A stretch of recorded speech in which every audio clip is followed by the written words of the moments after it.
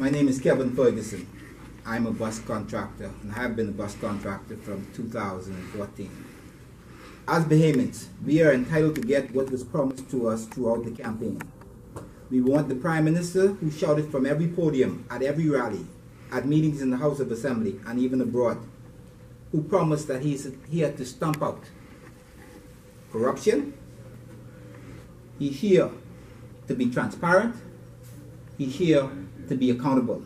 And these are the things we wish for him to do now. People on this island, F&Ms, PLPs, DNAs and independents, but most especially F&Ms, are hurting because they expected more. They expected more out of a government that said it was the people's time. The people need transparency. They need accountability. That is why I believe that the members of Parliament in Grand Bahama, in conjunction with the appointed Senator, Minister for Grand Bahama, was hard-pressed to supply some forms of income for their chosen supporters. This, we say, is wrong. Like my brother, Mr. Marvin Williams, said, every Bahamian deserves a level playing field. So, we call on the most honorable Prime Minister to be just that, most honorable, and say to the Bahamian people, why is it our contracts were terminated without cause? Say to the Bahamian people, why is it the process for bids was not normal? So, to this end, we question the validity of the Guardian's statement from the minister or the ministry, which indicates that the contracts were issued at a considerable savings to the government. We question that based on what you would have heard from these persons here. We would have recorded those processes, and we can verify that at least 5 of the contractors that were terminated were the lowest bidders for their routes. Wow. To Denise's question, what's next? What are you prepared to do? Are you prepared to take legal action? Well, at first,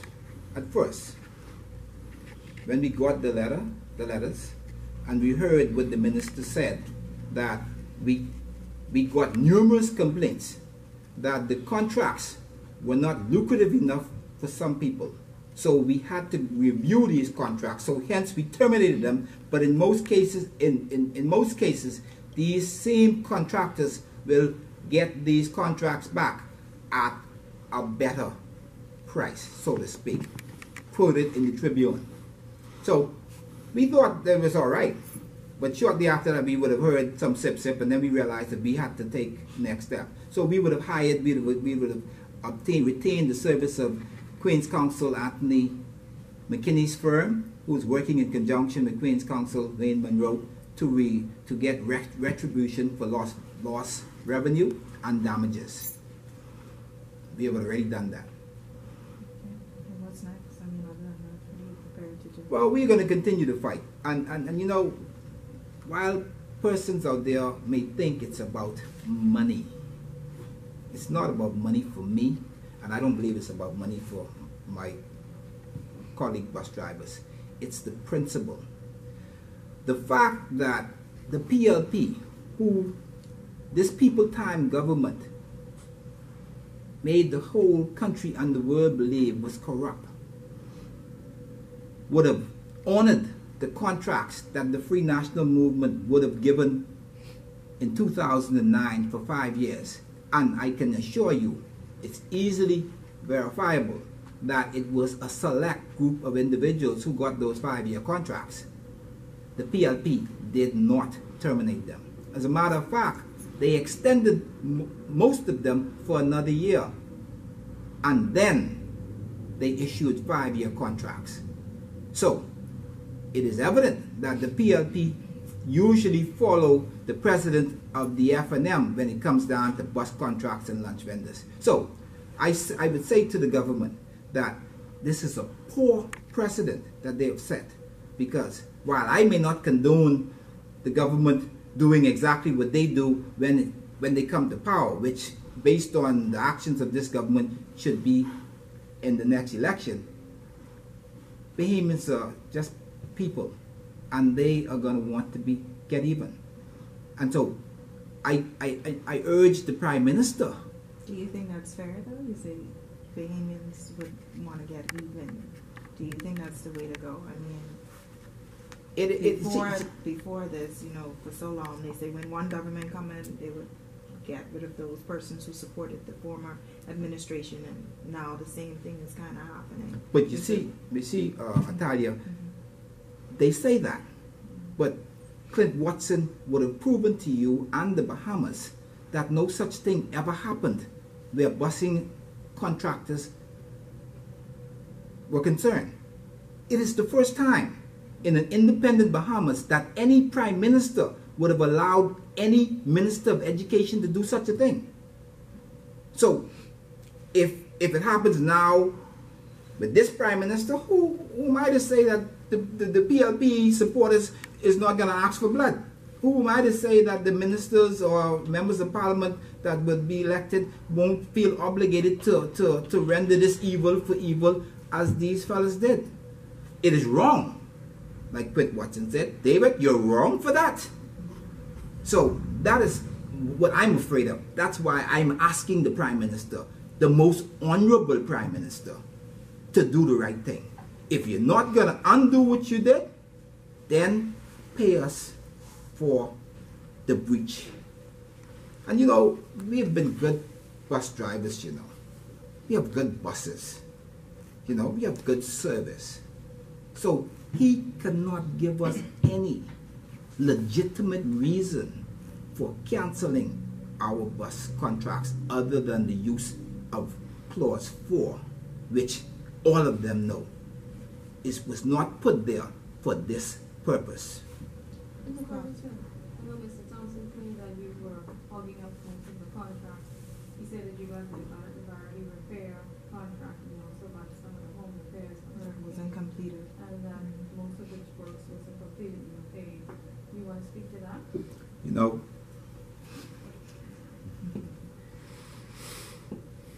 the press conference that David Thompson called just before he got his instructions, his whatever you call this, it would have come to me, and I would have clarified the air on those talks.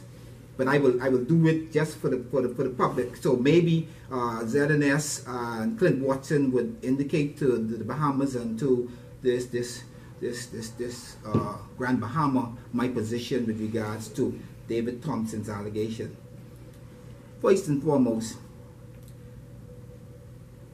the Bahamas government had certain criteria which one had to qualify to be a contractor. You had to have TIN, you had to have certificate of good standings and all of this, license and all of this. So it was a limited amount of contractors on Grand Bahama based on the volume of work. So I would have gotten some of that work because I complied, unlike these fellas. But in October of the hurricane year, I got some 20 houses to repair throughout the island. I would have already repaired those houses by November, December. And see, while people believe that I get all of this, it is not the fact, you know, because I have the license. So I used to be a local government councillor a chief counselor, so I have allegiance to people. I still want to run and all that stuff, so I try to be helpful. So if a brother don't have a license but he can do a job, he come to me. And so I have this contract to do certain amount of work. I give it to a brother. When he's completed, and I collect the money, I give him his share, I give him his share, I give him his share. So, contrary to popular opinion, it's not all for me. I'm not that baby. Now, with regard to the Garnet Labarity, I would have gotten a so-called contract under the PLP to do certain repairs at the Garnet Labarity building. It was not written in a contract per se, but I would have gotten certain verbal instructions to get started because of the amount of publicity that the courthouse was getting. So me being a good and loyal PLP, without money, I would have jumped into it head on. And this was in maybe May, June, and worked, had people all over the place working, and no money's yet. So, 2 to 3 months would have passed, suppliers, everybody wanting their money, workers calling me all sorts of things, you know they call me, all sorts of things, and I have to go and borrow from Tom, Dick, and Harry to get these fellas paid so they don't kill me or to get my name off the street. So, when the government decided to give me a couple of dollars, way down and then, they wanted me to continue. I didn't see the reason for me to continue until they give me what was owing to me before I got the contract. That didn't happen. So, of course, the government changed. I didn't get my money. I didn't get any money. But you know who gave me the money? The FNM gave me what was owing to me. So, if I didn't do, and they had their quantities away there. Mr. Larry Bastian, who quantified the work that I would have completed and paid me accordingly. And I would have in turn make a couple of payments to this one that I want. It was just what it was. And with regards to those houses that they said got paid for, let me, and I want to be quite clear with it, let me be clear. As a contractor, I had workers, 20, 30 of them. The Minister for Agriculture would have said, that young man going all around the place, just throwing money all around the place. I wasn't throwing money, you know, I was throwing help. Help. All those young men you see all over those roofs trying to get these people sorted out, I wasn't being paid to do that, you know. I wasn't being paid to do that. Some of those persons couldn't get help. And I was the local government councillor for the area, former chief councillor, and they really called on me. They couldn't get help for one reason or the other, so I took it upon myself. And I would send 4 or 5 of my employees there and send Kellys there, just sign, you know. That's how good I was. I could get Kellys and All Bill and Gold Rock to just give me tens and tens of thousands of dollars worth of credit to repair people's houses. And you want me to tell you what is so bad about it? When they float my checks, after I was waiting on that check from October, and I got it in 2017, October of 2016, I was waiting on that check, you know, and I got it in May, just before the election. And unscrupulous individuals working in the Bank of the Bahamas snapped short my checks and gave it to the Minister for Agriculture. And I called him out on it because he floated my checks in a town meeting. Say, this is what happened. Those 2 employees were terminated. Is this a matter before the courts? It is. It's still being. I want my money from the Bank of Bahamas for damages, of course. I want it. And all I'm saying to you is, Bahamian people, go beyond the headlines. Go beyond the propaganda. Research. Ask questions. Stop calling people's names. Because, trust me, ever since this has happened, I'm getting calls from left, right, and center as this champion fighter who cannot be compromised, who will call a spade, that Ms. Hall has done this.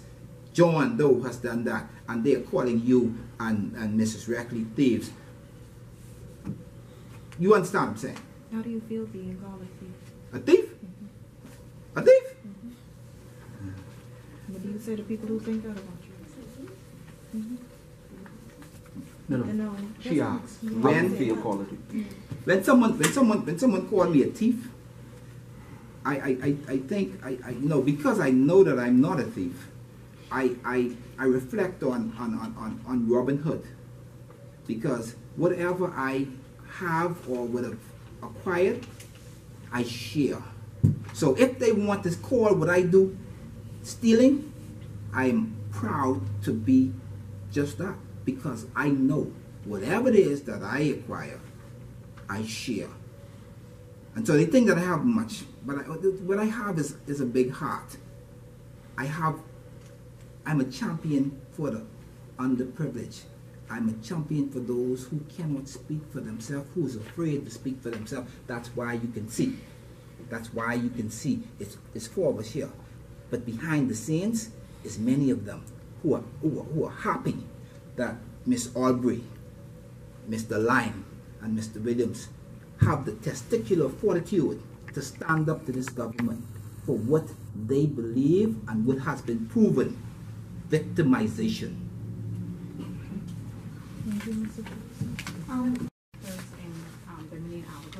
As far as payments as well? The bus contractors in Bimini is along with this fight. The bus contractors in Abaco is along with this fight. Mr. Emmett Boodle would have sent out a video indicating his plight. It's a sad story, and members of parliament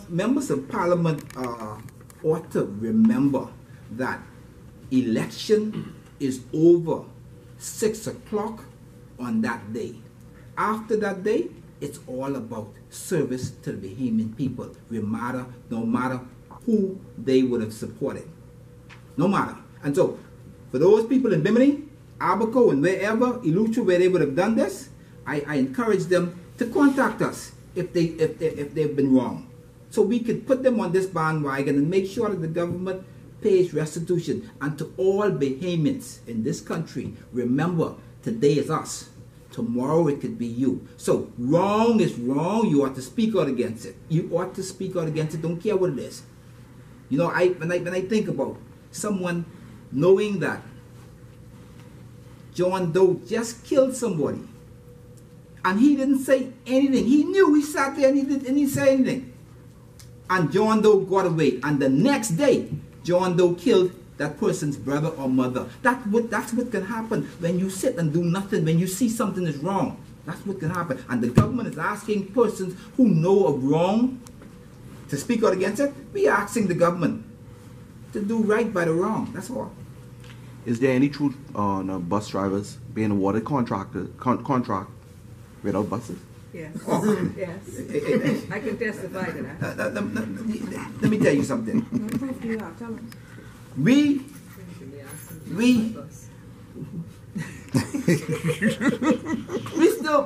still in negotiation with our buses. They still want our buses. I mean, and you know, I tell you, I want you to on your free time, come and videotape my bus. It's grand. Inside is brand new. There's not a stain nowhere. It have AM, FM, radio, cassette, tape player, and air condition. And it's a school bus with 7 emergency exits. 7. You see? And that is what, see, I can understand the government cancelling our contract if we didn't have the proper bus. But look at what they have on the road. And ZNS had to record a spider pulling off in the coaster. You understand what I'm saying? That's your child. Maybe no. Your child might not go to government school, but thank the Lord. Not yet. Bahamians need to remember that the service that bus drivers give ought to be acceptable to them. The safety of their children is at stake. And you know, God make ugly, as Malvina Aubrey said. He don't like it. Thank you. Thank you. Okay, let's Boy, God, it's good news. Trust me, if that is the case, if it's the case. So Ferguson said, my children probably don't go to government school. Yeah, she got money. She got money. She got money. She got money. Why do you have money? Hold on. I'm off the mic, right? Yeah, you So, are. no, you know. I got a question. Did they interview all of you? Yeah. The PLP honored that contract and even extended for a further year. And then they followed the precedent set by the FNM. What did you think of David Thompson? What? And the minister for Grand Bahama talking nonsense, but he was informed. When in fact the man a week after the election went to education to see whether he could terminate these contracts. Huh? He started to turn on that. But this is what he said. This is what he said. This is what he said. This is what he said. He said, they should be glad they had those contracts for 18 months since we was in power. You all didn't read between the lines. That's another news media, between the lines. They had them for at least 18 months since they came to power. But we were supposed to have it for 36 months. Who is he? And to answer He's your a- question of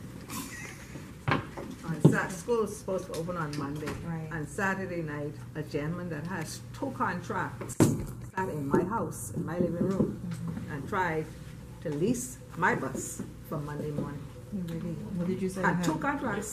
What did you say? What I tell I us? asked. The questions I answered. He couldn't answer them, so I said, you know what, I said, now, if you want to purchase my After the bus, first day of school. you can purchase it, but I am After not that, what you do- taking the what you do? responsibility of leasing my bus to you. I still have the What you do? responsibility of Sitting paying right there. all the bills. I said, now you go to So if I was to education. put in that someone asked to lease your bus, that's okay? If I put in my story that someone asked you- Yeah, he has two, and he has 2 contracts. Put in your story that Lionel Morley came to lease my bus. And he has 2 contracts. He did. I don't have a bus. And right up to the last minute, he said, Kelvin, like, you know, me and you, we don't go like that. You know? And I just say, the problem that we have with that is we spent thousands of dollars to prepare ourselves for that process. Well, we could get a contract. And it was not transparent. It was not honest. It was not straightforward. You know? So someone had to pay us. We have damages to get, all right? And so, and these fellas, them who ain't had nothing. Kevin, You want one of my... I didn't have a copy of. No. Well, You didn't read. You didn't read. No, I- Oh, no, I didn't. okay, No. that's fine. You got a copy of mine? Yes, Oh. I have it. Good afternoon. My name is Jason Lang, an ex-bus contractor for the East End Junior High School in McLeanstown. We are here to appeal to the Minister of Education to address our questions and concerns in accordance with the 9th commandment. Please, sir, don't insult our intelligence by repeating what David Thompson said about clauses in the contract. Those same clauses were in the 2009 to 2014 contracts that was given to a select group of bus drivers by the FNM administration, and the PLP didn't terminate them, even though the vice chairman, David Thompson, neglected to mention that verifiable fact. For the record, I was informed that David Thompson was aware of those facts because he is the attorney on record for Seaside Transportation, one of the companies excuse me, one of the companies that contract was terminated. Minister Jeffrey Lloyd, the vice chairman of the governing Free National Movement, Mr. David Thompson, deceived the Bahamian people. I was also informed that the Minister of State for Grand Bahama in the office of the Prime Minister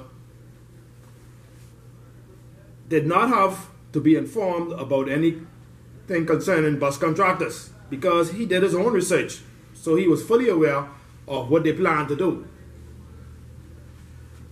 So he also deceived the Bahamian people.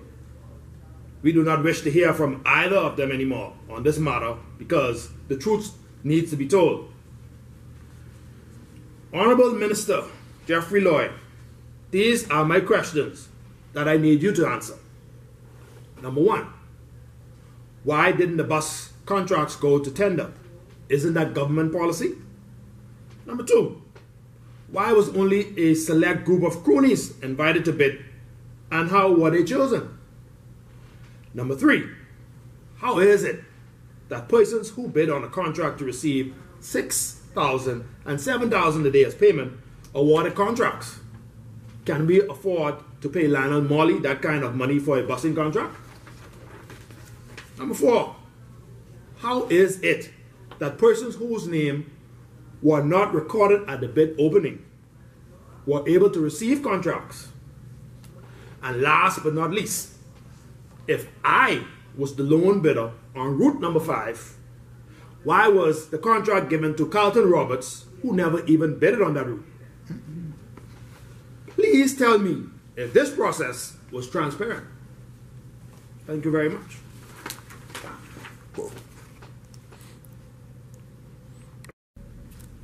My name is Malvina Aubrey, former bus contractor. Good day, Bahamas. Let me say that my mother always said to me as a child, a liar is a thief, and a thief is a murderer. The Minister of State for Grand Bahama, Mr. Kwesi Thompson, and the Vice Chairman of the FNM, Mr. David Thompson, owes the people of Grand Bahama and the Bahamas an apology for intentionally misleading and deceiving them. Both these men had the Bahamas convinced that the bus drivers that protested the termination of their government contracts were without merit, and that we were just a political distraction. But in fact, it was them who providing untruth. The Bible teaches us that people who bear untruth should be hung by the tongue until dead. I am certain that God is tired of blasphemers and evildoers. I want to remind you of the biblical story of Ananias and Sapphira, that they told untruth by misleading the congregation, and God killed them. He also destroyed the whole city for the same thing. To this, let me say, do unto others as you would have them do unto you. Let's try and live as one people, united in love and service before it's too late.